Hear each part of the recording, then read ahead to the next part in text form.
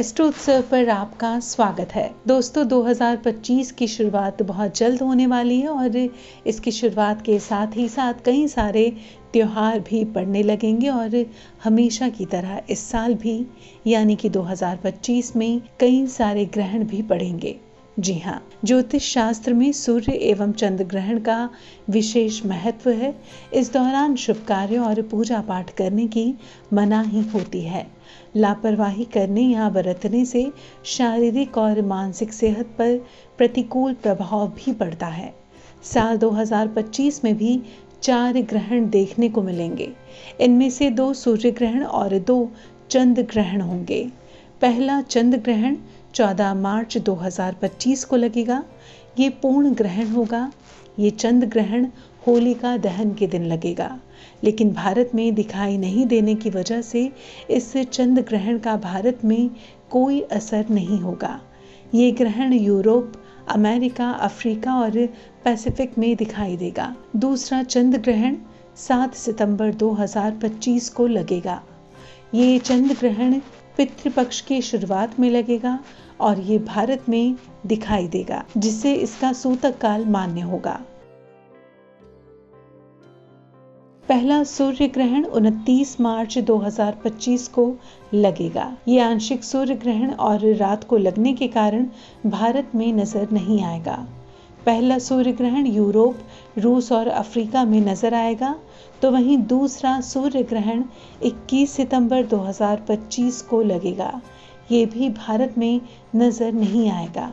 ये भी आंशिक सूर्य ग्रहण होगा और न्यूजीलैंड, पैसिफिक और अंटार्कटिका में नजर आएगा। इससे पहले 29 मार्च को पहला सूर्य ग्रहण नजर आएगा। जी हाँ, पहला सूर्य ग्रहण 29 मार्च 2025 को चैत्र मास की कृष्ण पक्ष अमावस्या के दिन लगने वाला है। ये पूर्ण ग्रहण दोपहर 2:21 से शाम 6:14 तक होगा। ये विशेष रूप से Bermuda, Barbados, Denmark, Austria, Belgium, उत्तरी Brazil, Finland, Germany, France, Hungary, Ireland, Morocco, Greenland, Canada का पूर्वी भाग, लिथुआनिया, हॉलैंड, पुर्तगाल, उत्तरी रूस, स्पेन, सूरीनाम, स्वीडन, पोलैंड, पुर्तगाल, नॉर्वे, यूक्रेन, स्विट्जरलैंड, इंग्लैंड और अमेरिका के पूर्वी क्षेत्र आदि में देखा जा सकेगा। ये ग्रहण भारत में नजर नहीं आएगा, इसीलिए इसका कोई धार्मिक प्रभाव नहीं माना जाएगा। साथ ही इसका सूतक काल भी मान्य नहीं होगा। इस दौरान मीन राशि और उत्तरा भाद्रपद नक्षत्र में ग्रहों का विशेष संयोग जरूर बनेगा। इस दिन मीन राशि में सूर्य और राहु के अतिरिक्त शुक्र, बुध और चंद्रमा उपस्थित होंगे। इससे द्वादश भाव में शनि विराजमान होंगे।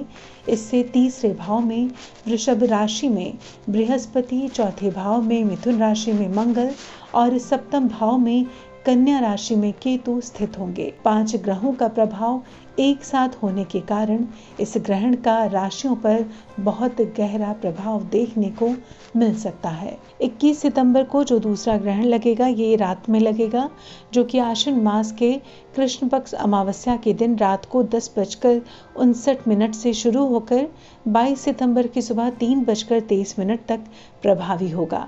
इस पूर्ण ग्रहण को न्यूजीलैंड, फिजी, अंटार्कटिका और ऑस्ट्रेलिया के दक्षिणी भागों में देखा जा सकेगा। ये ग्रहण भी भारत में दिखाई नहीं देगा, इसीलिए यहाँ इसका धार्मिक प्रभाव नहीं होगा और ना ही इसका सूतक काल मान्य होगा। साल का दूसरा ग्रहण कन्या राशि और उत्तरा फाल्गुनी नक्षत्र में आकार लेगा।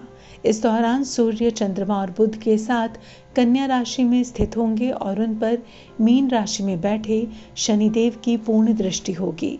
इससे दूसरे भाव में तुला राशि में मंगल होंगे, छठे भाव में कुंभ राशि में राहु, दशम भाव में बृहस्पति और द्वादश भाव में शुक्र और केतु की युति होगी। कन्या राशि और उत्तरा फाल्गुनी नक्षत्र में जन्मे लोगों के लिए ये सूर्य ग्रहण विशेष रूप से प्रभावशाली हो सकता है। 14 मार्च को साल का पहला चंद्र ग्रहण लगेगा। इस दिन फाल्गुन मास की शुक्ल पूर्णिमा होगी। ये ग्रहण भारतीय समयानुसार सुबह 10:41 से दोपहर 2:18 तक होगा। ये पूर्ण चंद्र ग्रहण होगा जो मुख्य रूप से अफ्रीका के ज्यादातर भाग, उत्तरी और दक्षिणी अमेरिका, प्रशांत अटलांटिक आर्कटिक महासागर, पूर्व एशिया और अंटार्कटिका आदि क्षेत्रों में नजर आएगा। ये भारत में नजर नहीं आएगा, इसीलिए इस ग्रहण का धार्मिक दृष्टि से भारत में कोई महत्व नहीं है। खगोलीय दृष्टि से ये चंद्र ग्रहण सिंह राशि और उत्तरा फाल्गुनी नक्षत्र में लगने वाला है। इसीलिए सिंह राशि और उत्तरा फाल्गुनी नक्षत्र में जन्मे लोगों के लिए ये ग्रहण विशेष रूप से प्रभावशाली रहने वाला है। साल का दूसरा चंद्र ग्रहण 7 सितंबर को लगने वाला है। इस दिन भाद्रपद मास की शुक्ल पूर्णिमा होगी। ये रात्रि 21:57 से शुरू होकर 1:26 तक प्रभावी होगा। भारत समेत संपूर्ण एशिया, ऑस्ट्रेलिया, यूरोप, न्यूजीलैंड, पश्चिमी और उत्तरी अमेरिका, अफ्रीका, दक्षिणी अमेरिका के पूर्वी क्षेत्रों में ये नजर आएगा।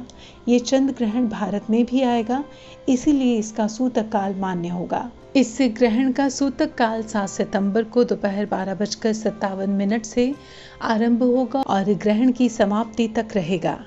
ये पूर्ण चंद्र ग्रहण कुंभ राशि और पूर्वा भाद्रपद नक्षत्र में लगेगा, जिसमें चंद्रमा के साथ राहु और सप्तम भाव में सूर्य, केतु और बुध विराजमान होंगे। इस संयोजन का कुंभ राशि और पूर्वा भाद्रपद नक्षत्र में जन्मे व्यक्तियों पर विशेष असर पड़ सकता है। इन जातकों को सावधानी बरतने की जरूरत है। बात करेंगे 2025 में पड़ने वाली प्राकृतिक आपदाओं की आशंका के बारे में। 4 ग्रहण की वजह से प्राकृतिक आपदाओं का समय से ज्यादा प्रकोप देखने को मिल सकता है। इसमें भूकंप, बाढ़, सुनामी, विमान दुर्घटनाओं का संकेत मिल रहा है। प्राकृतिक आपदा में जनहानि कम ही होने की संभावना है। फिल्म एवं राजनीति से दुखद समाचार, व्यापार में तेजी आएगी, बीमारियों में कमी आएगी, रोजगार के अवसर बढ़ेंगे, आय में इजाफा होगा, वायुयान दुर्घटना होने की संभावना होगी।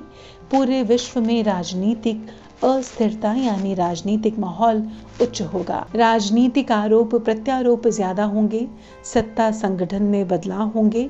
पूरे विश्व में सीमा पर तनाव शुरू हो जाएगा।